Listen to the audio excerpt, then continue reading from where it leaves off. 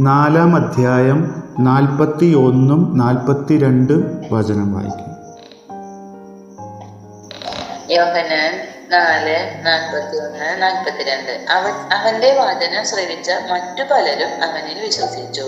അവർ ആ സ്ത്രീയോട് പറഞ്ഞു, ഇനിമേൽ ഞങ്ങൾ വിശ്വസിക്കുന്നത് നിന്റെ വാക്കുമൂലമല്ല, കാരണം ഞങ്ങൾ തന്നെ നേരിട്ട് ശ്രവിക്കുകയും ഇവനാണ് യഥാർത്ഥത്തിൽ ലോകരക്ഷകൻ എന്ന് മനസ്സിലാക്കുകയും ചെയ്തിരിക്കുന്നു. സമരിയക്കാരി സ്ത്രീയുടെ സാക്ഷ്യം മൂലം വിശ്വാസത്തിൽ വന്നവര് വിശ്വാസത്തിൽ വർദ്ധിച്ചത് ക്രിസ്തുവിൻ്റെ സാന്നിധ്യം കൊണ്ടാണ്.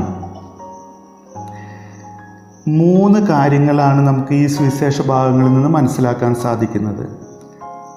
ആദ്യം നമ്മൾ വായിക്കുന്നു, അനേകർ അവനിൽ വിശ്വസിച്ചു. പിന്നെ അവിടുത്തെ അടുത്തെത്തിയപ്പോൾ മറ്റു പലരും അവനിൽ വിശ്വസിച്ചു. രണ്ടാമത്തെ കാര്യം വിശ്വസിക്കാനുള്ള കാരണം, പിന്നെ വിശ്വസിക്കുന്ന സത്യം. ഈ 3 കാര്യങ്ങളാണ് നമുക്കിവിടെ മനസ്സിലാക്കാൻ സാധിക്കുന്നത്. ആദ്യത്തേത് വിശ്വസിക്കുന്നവരുടെ സംഖ്യ കൂടുകയാണ്. സങ്കീർത്തനം 7:7. ജനതകൾ അങ്ങയുടെ ചുറ്റും സമ്മേളിക്കട്ടെ, അവർക്ക് മുകളിൽ ഉയർന്ന സിംഹാസനത്തിൽ അവിടുന്ന് ഉപവിഷ്ടനാകുന്നു. രണ്ടാമത്തത് വിശ്വാസത്തിൻ്റെ പൂർണ്ണത. വിശ്വാസത്തിൻ്റെ പൂർണ്ണത എന്ന് പറയുന്നത് ശരിയായതും തീർച്ചയായതും വേഗത്തിൽ വിശ്വസിക്കുന്നത് വഴിയായിട്ടാണ്. 3 കാര്യങ്ങളാണ്: ശരിയായതും തീർച്ചയായതും വേഗത്തിൽ വിശ്വസിക്കുന്നത്. അപ്പോൾ ശരിയായത് എന്താണ്? വിശ്വാസത്തിൽ ശരിയായത് വരുന്നത് 3 രീതിയിലാണ് വ്യക്തികൾ ക്രിസ്തുവിലേക്ക് വരുന്നത്. ഒന്ന്, സ്വാഭാവിക കാരണം കൊണ്ട്. റോമ 1:20. ലോകസൃഷ്ടി മുതൽ ദൈവത്തിന്റെ അദൃശ്യ പ്രകൃതി, അതായത് അവിടുത്തെ അനന്തശക്തിയും ദൈവത്വവും സൃഷ്ട വസ്തുക്കളിലൂടെ സ്പഷ്ടമായി അറിഞ്ഞിട്ടുണ്ട്. അതുകൊണ്ട് അവർക്ക് ഒഴികഴിവില്ല. രണ്ടാമത്തത് നിയമത്തിൻ്റെയും പ്രവാചകരുടെയും സാക്ഷ്യം മൂലം. അത് റോമ 3:21. നിയമവും പ്രവാചകന്മാരും സാക്ഷ്യപ്പെടുത്തിയിട്ടുള്ള ദൈവനീതി നിയമത്തിലൂടെ അല്ലാതെ ഇപ്പോൾ വെളിപ്പെട്ടിരിക്കുന്നു. മൂന്നാമത്തത് അപ്പോസ്തലന്മാരുടെയും മറ്റുള്ളവരുടെയും പ്രഘോഷണം കൊണ്ട്. റോമ 10:14.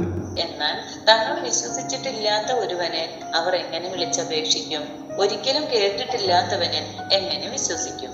പ്രസംഗകനില്ലാതെ എങ്ങനെ കേൾക്കും? ഇതേപോലെയാണ് പലരും വിശ്വാസത്തിലേക്ക് വരുന്നത് 3 രീതിയിൽ: സ്വാഭാവിക കാരണം കൊണ്ട്, സാക്ഷ്യം കൊണ്ട്, പ്രഘോഷണം കൊണ്ട്. പക്ഷെ സത്യത്തിൻ്റെ പൂർണ്ണത ഇരിക്കുന്നത് സത്യത്തിൽ തന്നെ വേരൂന്നുമ്പോഴാണ്. ഈ കാരണങ്ങൾ കൊണ്ടൊന്നല്ല പൂർണ്ണത ഇരിക്കുന്നത്.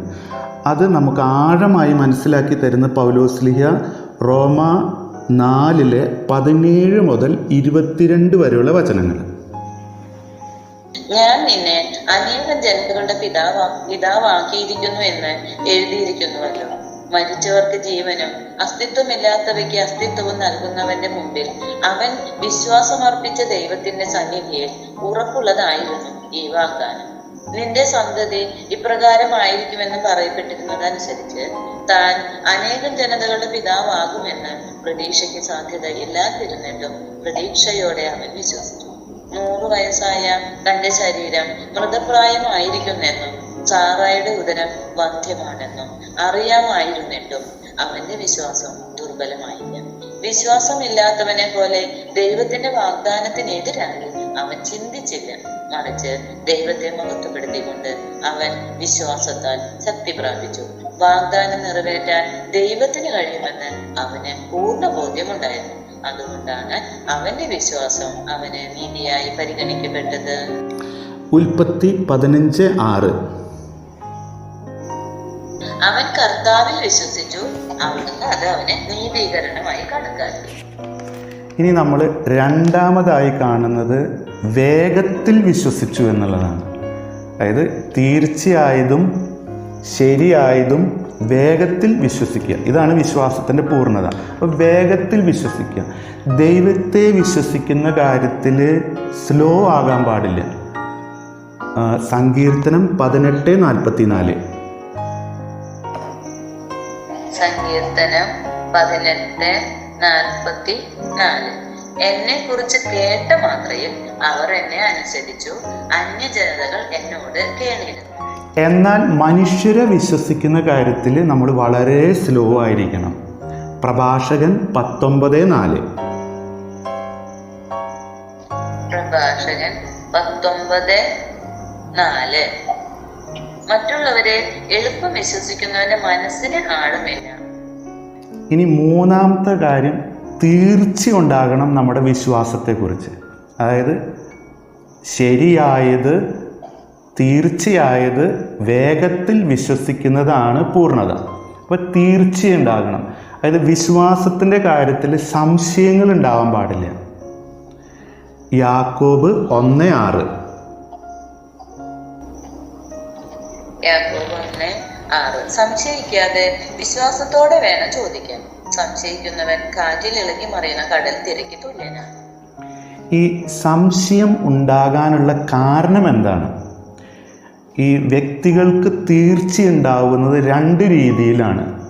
ഒന്ന് ശാസ്ത്രത്തെ ആശ്രയിക്കുക, അല്ലെങ്കിൽ വിശ്വാസത്തെ ആശ്രയിച്ചുകൊണ്ടുള്ള തലങ്ങൾ.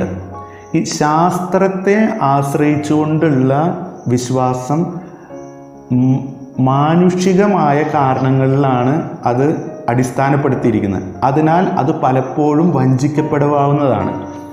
പക്ഷെ വിശ്വാസത്തിൽ അടിസ്ഥാനപ്പെടുത്തിയിട്ടുള്ള ദൈവിക തലത്തിലാണെങ്കിൽ അതൊരിക്കലും നിഷേധിക്കപ്പെടുകയില്ല. ഇതിൻ്റെ ഒരു കാരണം എന്ന് പറയുന്നത് ഈ ശാസ്ത്രത്തിലൂടെ വരുന്ന വിശ്വാസ രീതികൾ സ്വാഭാവിക വെളിച്ചത്തിലൂടെയാണ്. പക്ഷേ വിശ്വാസം വരുന്നത് സന്നിവേശിപ്പിക്കപ്പെട്ട പ്രകാശത്താലാണ്. നമുക്ക് വേണ്ടത് സന്നിവേശിപ്പിക്കപ്പെട്ട പ്രകാശമാണ്. അതിലെപ്പോഴും തീർച്ചയുണ്ടാകും. അതാണ് എഫേഷ്യൻസ് 2:8 നമ്മൾ വായിക്കുന്നത്. വിശ്വാസം വഴി കൃപയാലാണ് നിങ്ങൾ രക്ഷിക്കപ്പെട്ടത്. അത് നിങ്ങൾ നേടിയെടുത്തതല്ല, ദൈവത്തിന്റെ ദാനമാണ്. ഇനി നമ്മൾ ഇതിനകത്ത് കാണുന്ന മൂന്നാമത്തെ കാര്യം, അവർ വിശ്വസിച്ച കാര്യം. അവരെന്താണ് വിശ്വസിച്ചത്? ഇവനാണ് യഥാർത്ഥത്തിൽ ലോക രക്ഷകൻ. 1 യോഹന്നാൻ 4:14.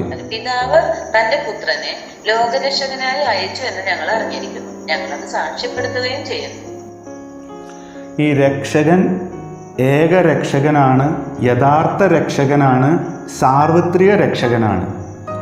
ഏകരക്ഷകൻ എന്ന് പറയാനുള്ള കാരണം ഏശയ്യ 45:15. ഏശയ്യ 45:15. ഇസ്രായേലിന്റെ ദൈവവും രക്ഷകനുമായവനെ, അങ്ങ് സത്യമായും മറഞ്ഞിരിക്കുന്ന ദൈവമാണ്. അപ്പസ്തല നടപടി 4:12.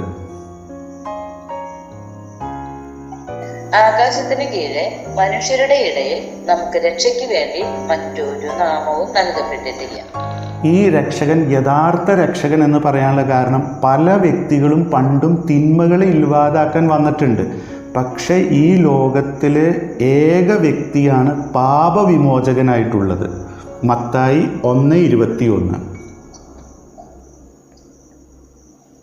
മത്തായി 1:21. അവൾ ഒരു പുത്രനെ പ്രസവിക്കും, നീ അവന് യേശു എന്ന് പേരിടണം. എന്തെന്നാൽ അവൻ തന്റെ ജനത്തെ അവരുടെ പാപങ്ങളിൽ നിന്ന് മോചിപ്പിക്കും. പിന്നെ ഈ വന്നവൻ സാർവത്രിക രക്ഷകനാണ്. ആണ് യോഹന്നാൻ 3:17 നമ്മൾ വായിക്കുന്നത്. യഹൂദർക്ക് വേണ്ടി മാത്രമല്ല, എല്ലാവർക്കും വേണ്ടിയാണത്. ദൈവം തന്റെ പുത്രനെ ലോകത്തിലേക്ക് അയച്ചത് ലോകത്തെ ശിക്ഷയ്ക്ക് വിധിക്കാനല്ല, പ്രത്യുത അവൻ വഴി ലോകം രക്ഷ പ്രാപിക്കാനാണ്. Praise the Lord.